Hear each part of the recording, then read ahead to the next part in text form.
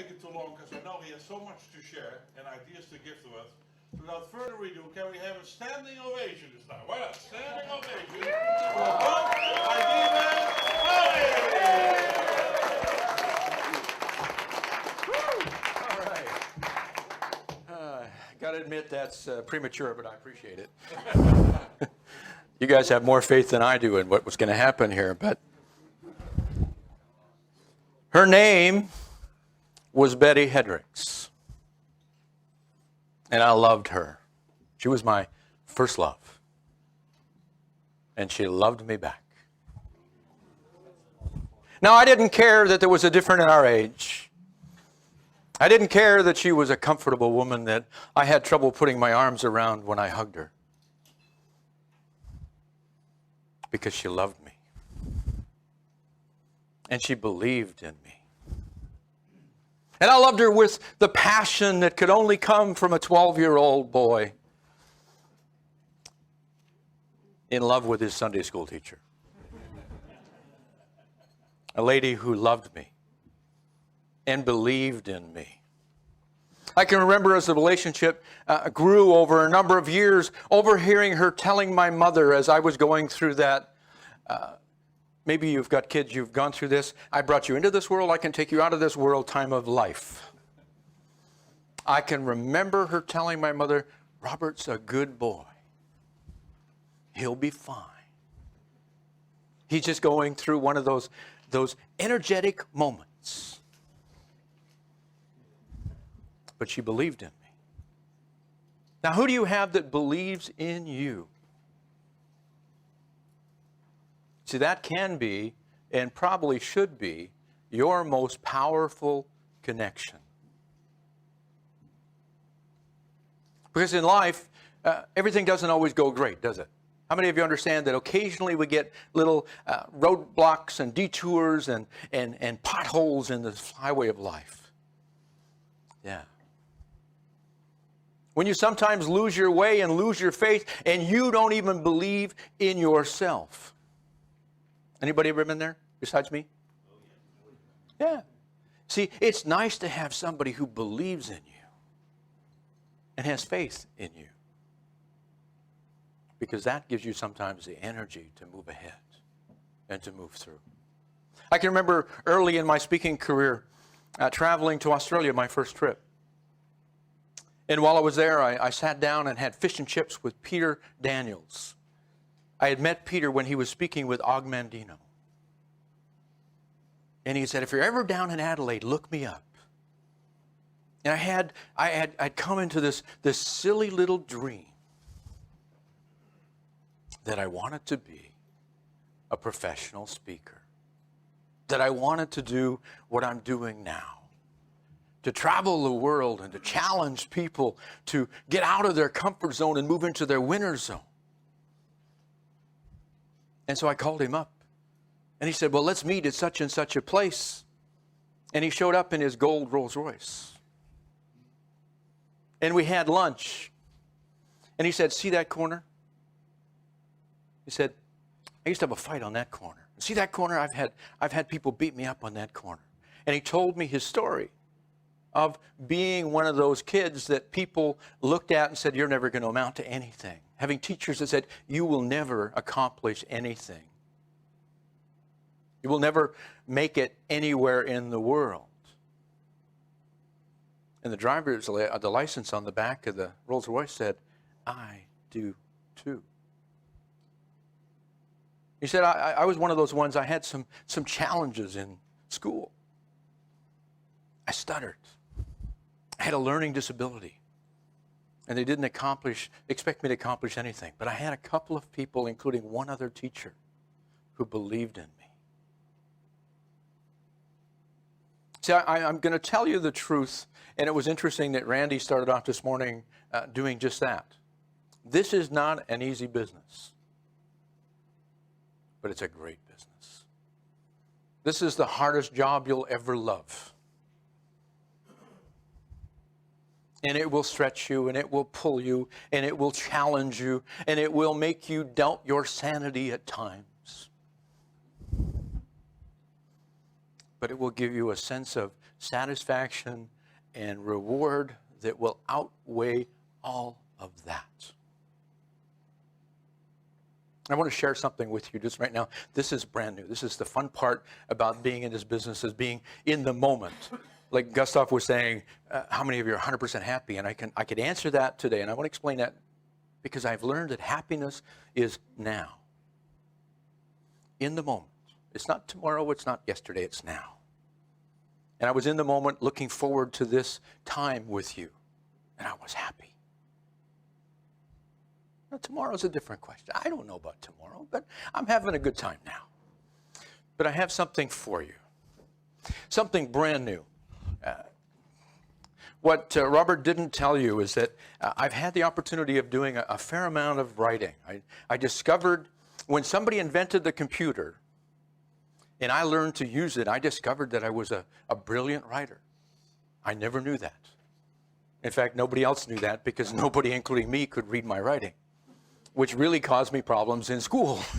But all of a sudden, they can actually decipher it, and it would work, which was really fun. So here to unveil just for you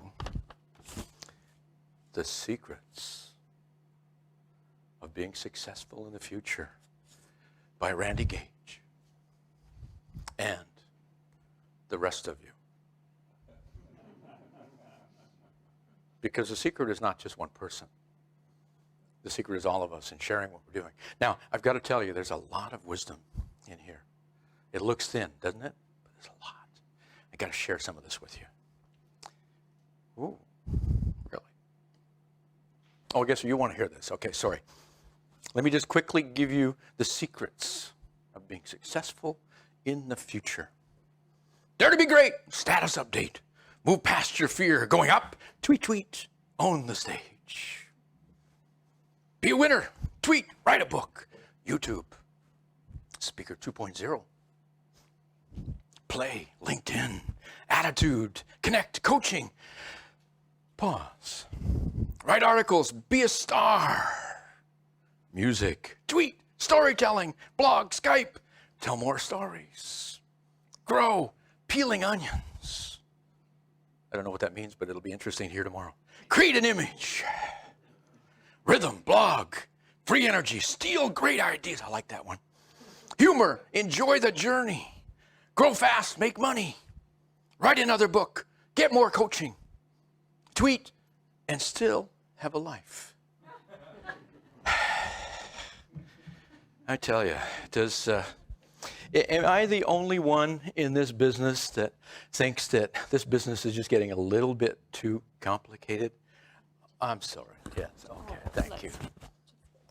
Thank you. Thank you so much. I tell you, ladies and gentlemen, Sandy Dumont, the image architect. See, the part of the secret that I'm going to share with you today is if you want to be successful, you have to let other people help you. And I've learned a new phrase here since I've come to North Holland, which is where we are now. Just for those of you who don't know, this is North Holland, which is really cool. Is put your ego in the refrigerator. You know, I like that. That's a good thing. Because you want to learn, but you have to let people in. And when we put our ego aside, we allow other people to help us. A number of years I spoke for a group called the Advantage Board. It's similar to the Young Presidents Organization or Tech or Vistage, where they bring CEOs of corporations and they bring along their up-and-coming executives to expose them to people who will make them think and hopefully make them act. And I did my program and I had somebody get up and say, Mr. Hooey, which made me feel immensely old. What's the most important thing you've learned about leadership in the last year? And I thought for a moment. And I thought, you know, the most important thing I've learned about leadership, and it's the same for us as speakers, is when I get myself out of the way, other people will step in and make it work. I have learned a lesson with my time with NSA and then when we created CAPS, that people are more willing to help than we are to ask. Let me repeat that. People are more willing to help than we are to ask. And we suffer in silence. We fail in isolation. We seldom succeed in isolation. You talk to somebody who has succeeded, inevitably there have been people who have made a difference for them by investing in their lives and by giving and helping them grow. One challenge for you in the handout that I gave you was to say, who's made a difference for you in your life? You should know. And have you thanked them? Are you aware of the people who've invested in making what you're doing within your business, your career, your life, work? Because this can be a very lonely business. For those of you who haven't been doing it for a while, I was talking to somebody out in the hallway, and it just, you talk to the newer speakers, and they go, oh, you're an international speaker. You get to fly on airplanes, and you get to stay in hotels, and you get to eat out all the time. And after the first month, or the first time you get stuck in an airport overnight, and they don't have any place to sleep other than on the floor, and, et cetera, the novelty wears off. You have to love what you do. I remember going back to my lunch with Peter Daniels. I shared with him, I was just getting started in this business. I said, this is my dream, to do what you do and what Agmandino does, and to travel the world and inspire people and challenge them. And he looked at me and he said, Hooey, your dream is too small. I was somewhat taken back. I went, what do you mean my dream is too small? He said, Bob, this is a tough business. You're going to hit little roadblocks and detours, and things are not going to go right, things are going to go wrong, and you're going to doubt your sanity. And if you got a small dream, it's never going to get you through. You have to have the desire to knock down the walls and to move ahead. If you don't have that, you won't survive in this business. But as I shared in terms of that little book, there's so much that makes a difference that we can do in this business. There's a lot of things we can do. All of them are important. Over the course of today and tomorrow, you're going to hear a lot of information, a lot of ideas. Some of them actually work.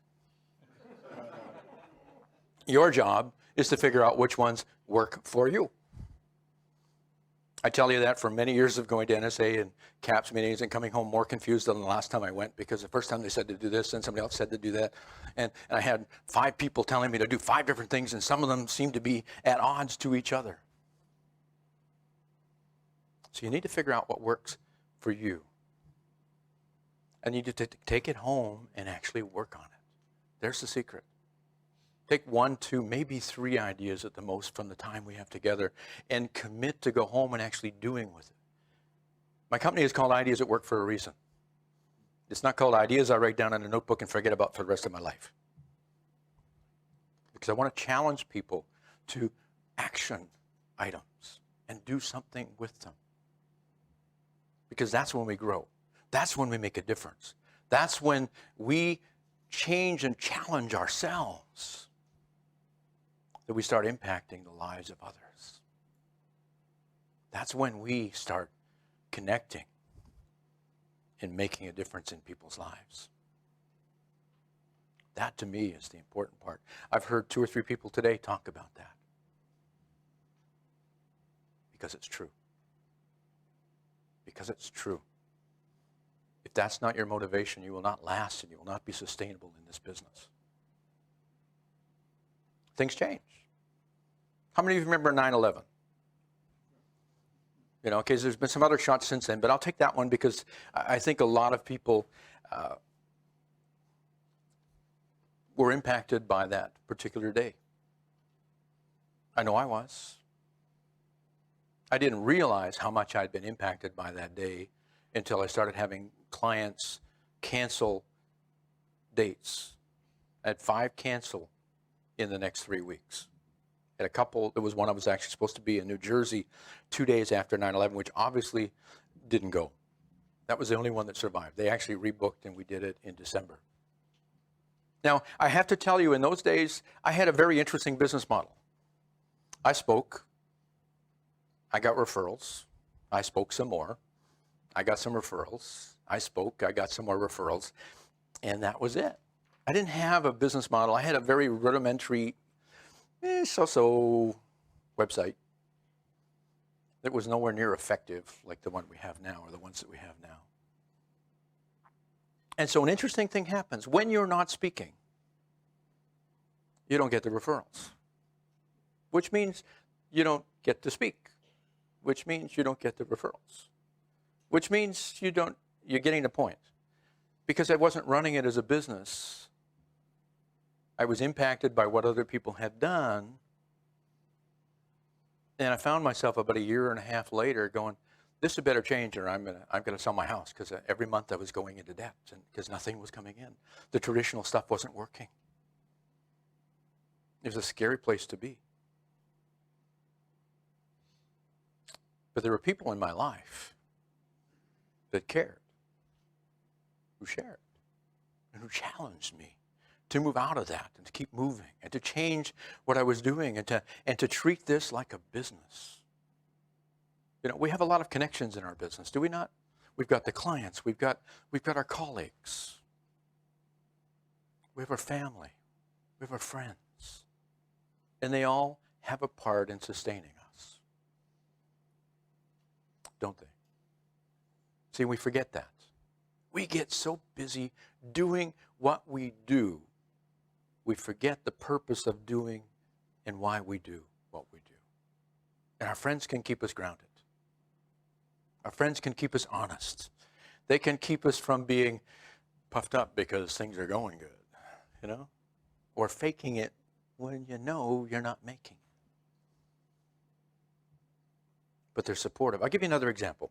I have often said, whether I'm coming to NSA or CAPS or even here, I'm only here for the hugs.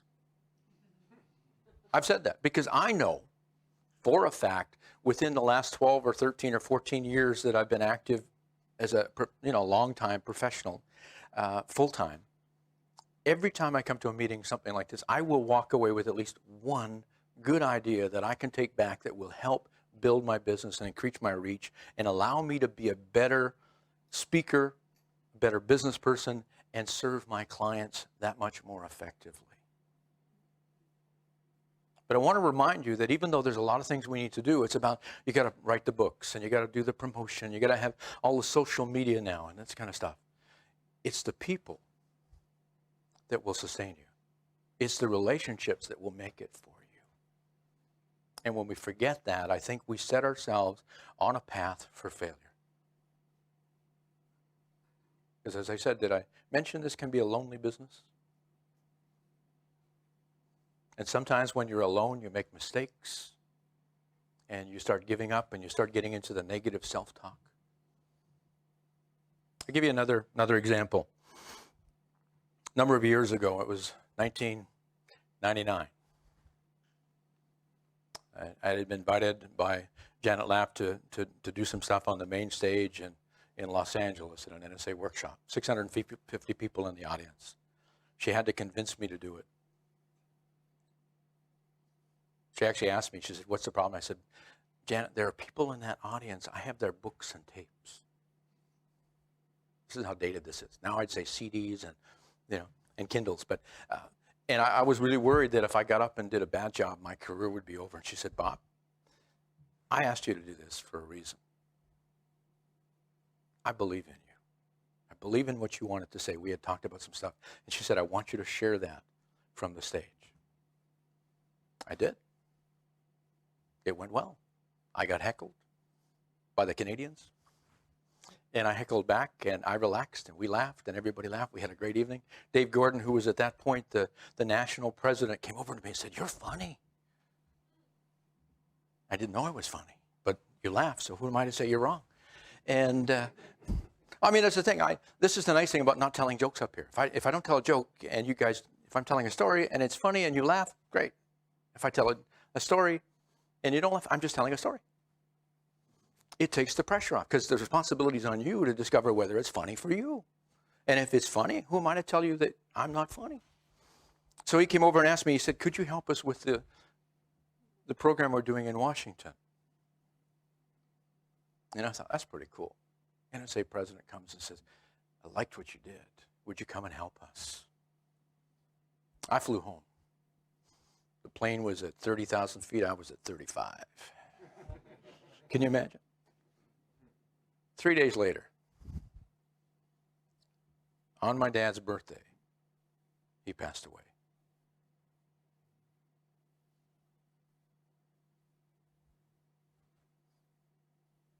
Down.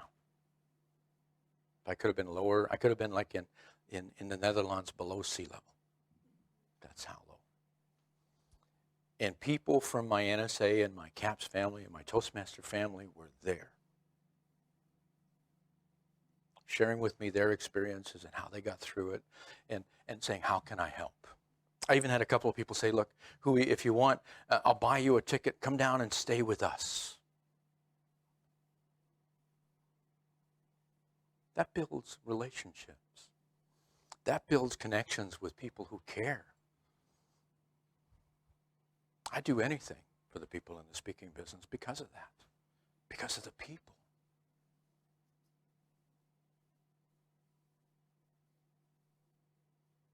See, that you don't get in the world in too many places. You get that here. You get people who have come all the way from South Africa and around the world because they care and they have something they feel would be relevant for you in your journey and your growth. Because they believe in you. And they want to invest in you. You see, we're the speakers of the world coming together in the Netherlands. Isn't that cool? Speakers of the world.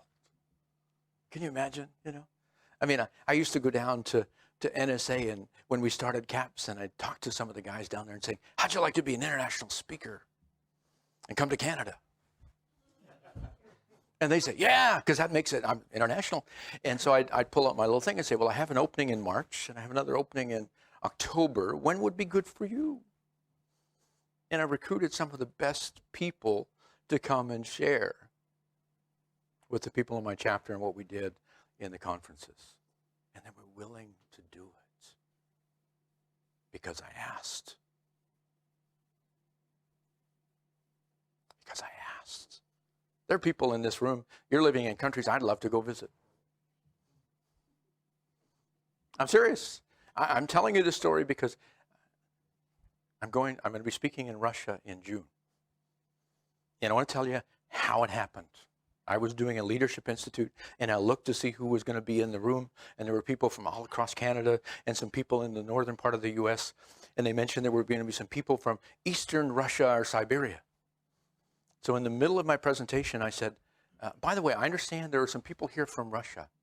Could you just wave at me? And a couple of hands went up and they waved, and I said, can I talk to you afterwards? I want to come and speak in your country. And we talked. And they said, well, let's go back and see what we can do. And a little bit later, I got an email and said, well, how about this? And we're going to do this. And we're raising some money to get you to come over. People are more willing to help than we are to ask. We make connections all the time, but we're afraid to leverage those connections. Where are we as far as time? Just checking. We're okay on time? Okay. I want to ask you a couple of quick questions because I think it's about leverage, and I want to mention on the back, let me do this before. On the back of or the front, depending which side you're looking, of the handout, there's some stuff on there for some books that we did. These are ebooks. One of them was Quantum Success, which was put together in support of Laura's Hope. Some of you may know a little bit about Laura's Hope, and I won't tell you the story at this point, but I thought I could do something because I know a few people, and I started sending out emails, and people were busy, and so they weren't responding. So I sent out some more emails, and pretty soon I had 85 authors who had volunteered their wisdom. What was going to be a single book became a 3-volume set. And we give it away in hopes that people will get the value and then make a donation to Laura's Hope. The second one on there, I had the opportunity because I'm a Toastmaster, longtime Toastmaster. They asked me a couple of years ago to do their leadership luncheon in Calgary at the International Conference. What an honor to come back and to tell them some stories about the people who were in the audience that made a difference for me. And I embarrassed 3 or 4 people, and they probably loved it. Because I wanted them to know, and I wanted the world of Toastmasters to know that these people had made a difference in my life. We created a book called In the Company of Leaders. Third one is foundational success for our CAPS Foundation we did last year. 40 authors, 85 authors in quantum success, 40 authors in Company of Leaders, and 30 authors in. If you look, you'll see there's links there for you to go and download a free copy for yourselves. That's my gift on behalf of the 150 authors in your life. But I want to talk to you very briefly about leverage and then move into something. I believe that we leverage our business by allowing people to come in and to help us. How many of you could think of one area where we could leverage?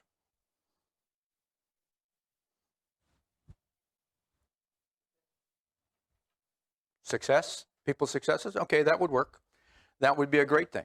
We can leverage off other people's successes by learning what they've learned and emulating something that's worked. See if it works for us. How about something else? Somebody else got another one. Failures. Now who's already talked about that today? One of the things you want to do is ask people who've been around in the business who are still here. What did you do that didn't work? And what did you learn from that? You know, failure can be a wonderful fertilizer. Energy is another one. You can leverage off other people's energy and what they're doing and getting them involved in what you're doing. They will give you the strength to move when you can hardly move another foot. Maybe one more out there. Time. Leveraging time. Yeah. Knowledge is a great one.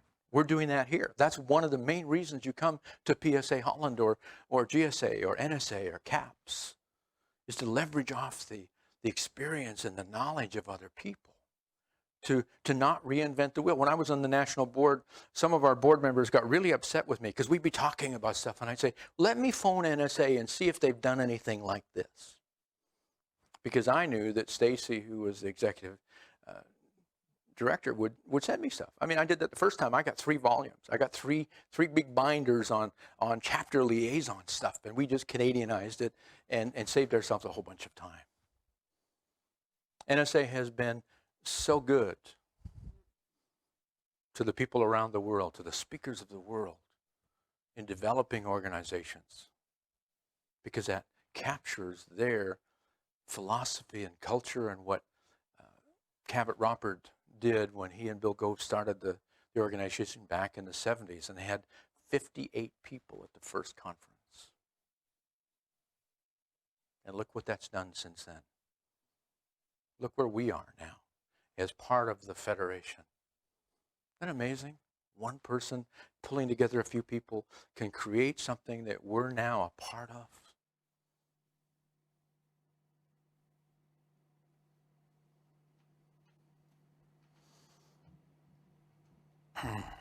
You know, I had a closing a minute ago.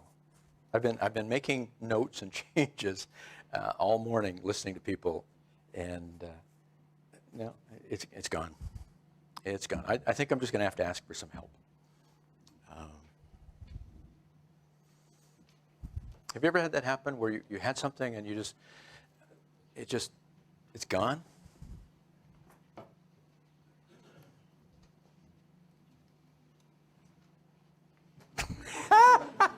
Okay, we didn't do that in rehearsal. Speakers of the world, it's important to make powerful connections, but it's more important to be a powerful connection.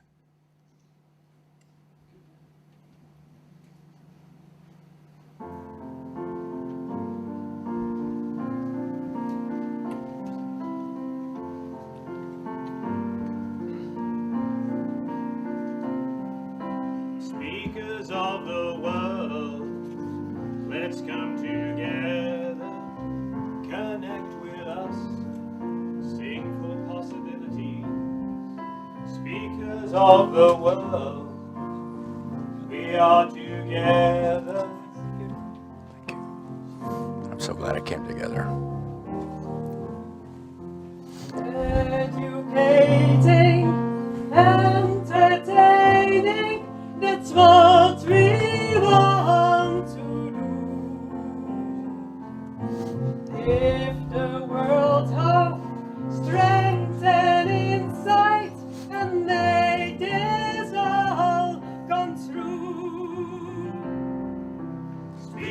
Speakers of the world, let's come together. Sing with us, connect for possibilities.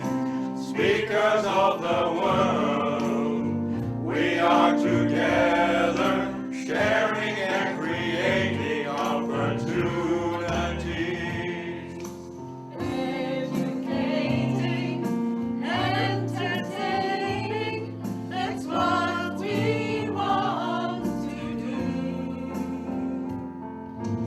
Give the world hope, strength and insight, and make this all come true. Speakers of the world, let's come together. Sing with us, connect for possibilities.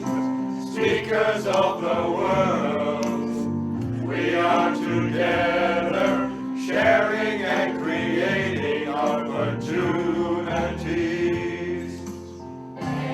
Educating, entertaining, that's what we want to do. Give the world hope, strength and insight, and make this all come true. All the men, speakers of the world, let's come together, sing with us, connect for possibilities. Speakers of the world,